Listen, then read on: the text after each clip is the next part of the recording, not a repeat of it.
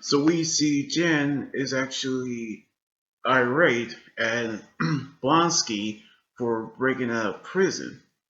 only because he didn't break out of prison. He was actually broke out against his will by Wong, the sorcerer supreme, in which they actually wanted to talk to him to explain why he broke him out of prison. Around the same time, we see Dennis arrive at the GLKH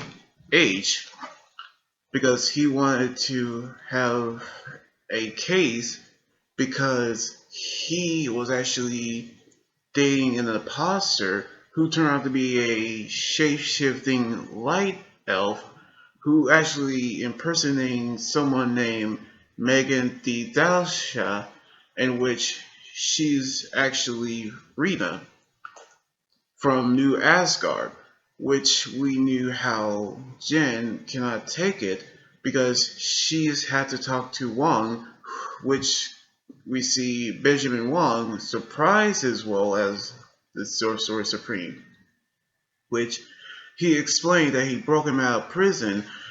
to, because of his training to become Sorcerer Supreme, in which we knew how we see that this will ruin her case of getting Blonsky parole. So we knew how their parole meeting is actually underway when witnesses say that he's changed, and Wong actually appeared to explain his explanation, in which we see Dennis talking to Wong, talking to the judge about Runa actually impersonating him for taking the money that he gave to her, which we see how she is actually going to be denied until she impersonating a judge to change the ruling, which of course it is illegal to impersonate a judge, which counts of using her shape-shifting powers. Of course,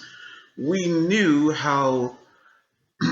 Bronsky's parole didn't go so well, where he actually transformed into his abomination form, but he's in full control as he maintained his humanity into his form. But we knew how the judge, including the meeting members, doesn't think so. As we see how we could see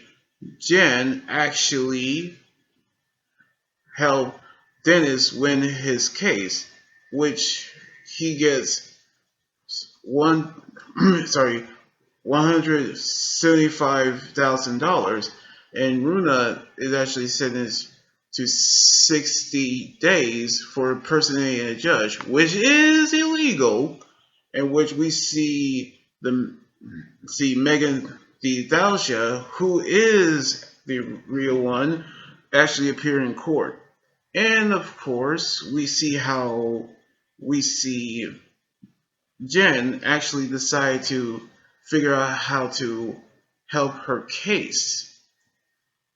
with Blonsky's parole until at the end of the episode of Jen being attacked by the Wrecking Crew, which we see them in their debut on the MCU, which they realize that they cannot get her DNA, which she transformed into the She-Hulk. And at the end of the episode, we see Jen and Megan Thee Stallion actually sign a contract in which we see Holiday actually saw them dancing, which is completely awkward. Now we knew how we see Jen helping Blonsky with his parole, which we see the return of Wong actually explain his reason, which actually involves in the Shang-Chi and the Legend of the Ten Rings,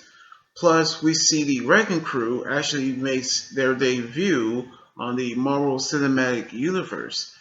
by which they actually working for their boss, but we don't know who he is. But we're gonna see what's gonna happen on the next episode next weekend. So anyway, like this video, subscribe for more, and comment what you think about the episode. You guys can also follow me on Twitter, Instagram, Tumblr, and my Facebook page and Twitch. Until then, this is Anime Guy around here saying sign out. Laters and be safe.